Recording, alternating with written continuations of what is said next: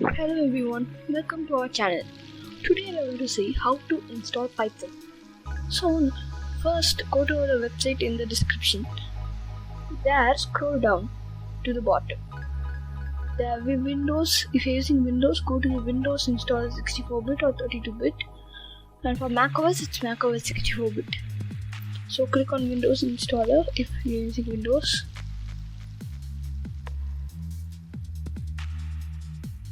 Then click open.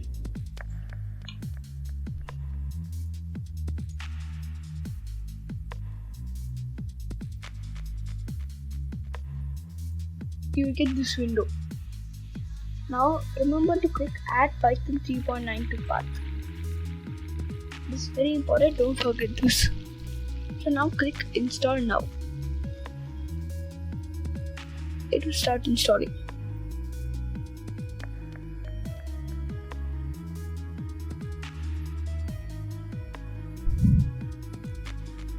It might take a moment, so I'll be back when it is finished installing.